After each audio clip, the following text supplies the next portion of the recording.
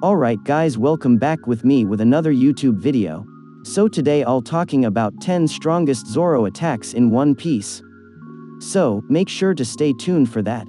If you do enjoy seeing this anime reviews and want to keep them coming, the best thing you can do is smash that like button, and if you haven't, be sure to subscribe, and this is crucial, hit that notification bell or you will miss future anime videos. In the One Piece story, Zoro is one of the strongest pirate crews with the ability of his 3 swords. Zoro is also one of the strongest Straw Hat crew. His physical abilities are almost equal to Luffy's, which makes Zoro one of the trio of monsters along with Luffy and Sanji. Zoro only has one dream in his life, which is to become the strongest swordsman in the world. In order to make this happen, he had to beat the character who currently holds the title, Dracula Mihawk. Over time, Zoro got stronger and more proficient in his sword techniques. Here are some of the best attacks Zoro has performed throughout the series. Great Dragon Shock. This move is featured in one of Zoro's most badass moments. This is, of course, the moment in which he cuts down Monet in her Logia form, without the use of armament haki. He manages to scare her into submission via the intensity of his aura and immense bloodlust. To use this technique, Zoro runs up to an opponent with one sword in hand before grabbing it with both hands, then making a vertical slash right down the center of his opponent. When used against Monet, she was completely split in half and temporarily lost the ability to reform her Logia body.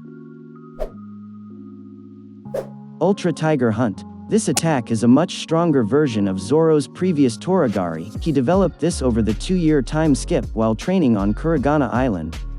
We first see it used on Thriller Bark to deal damage to a rampaging dragon.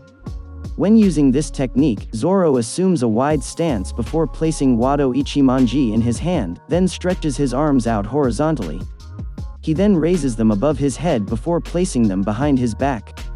After completing this stance, a tiger-like aura can be seen behind Zoro. He then swings all swords at his opponent. This attack was strong enough to almost completely render Dragon number 13 unconscious. Crossroads of Six Path. This is a sword technique that allows Zoro to unleash 6 powerful, curved air slashes at once. This was seen when the Straw Hat Pirates were heading to Fishman Island and encountered the Kraken, Tsurume. Zoro once again places Wado Ichimonji in his mouth and it begins to glow. As he begins to unsheath his remaining swords, they also begin to glow brightly.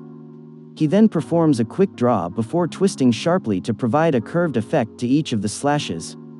This attack completely demolishes one of the giant tentacles of the Kraken and leaves it in fear. Purgatory Onigiri. Another upgraded sword technique that Roronoa developed during his training and debuted during Fishman Island. This is an upgrade on one of his most favored moves, Onigiri. This Purgatory version is far more potent and put Hiyazu out of commission after a single attempt.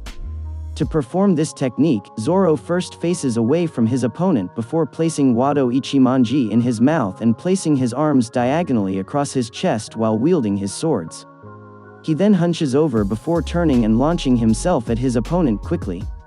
To top this off, he unleashes a 3-point diagonal slash that generates incredible power. This was more than enough to break all of Hiyazu's swords easily.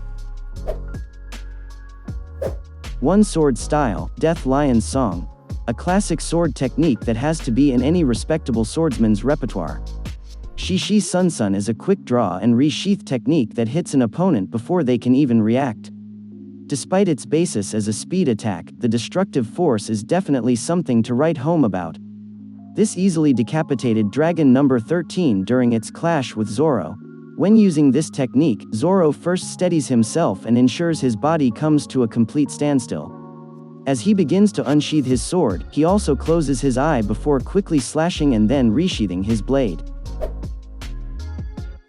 Great Dragon Twister. This is easily one of the strongest techniques Zoro has used since the 2-year time skip. Before, he always struggled with projectile-type attacks, but, after training, he managed to overcome that previous limitation.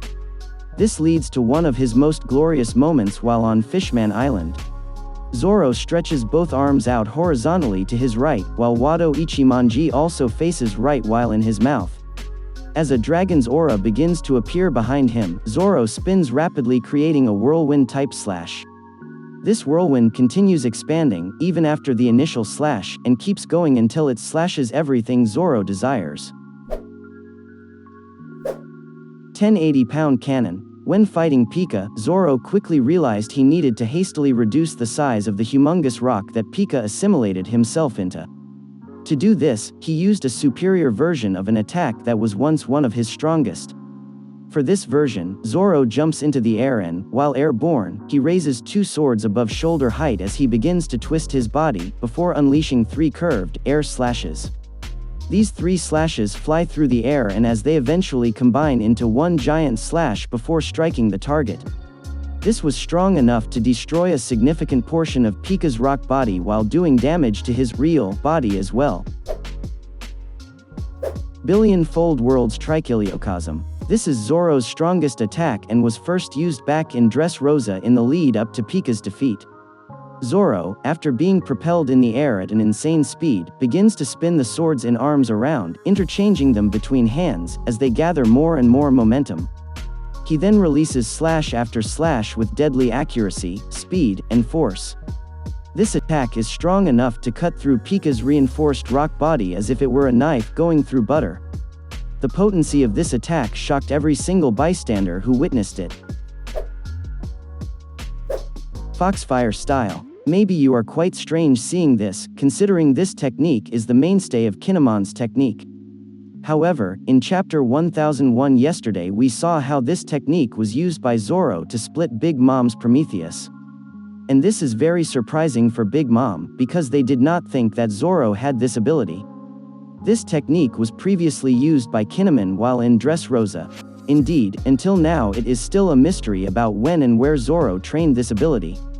In the previous video, it was explained that there is a possibility that Zoro will be able to imitate Kinemon's ability just by looking at it. Flying Dragon. Flying Dragon is one of Zoro's classic techniques.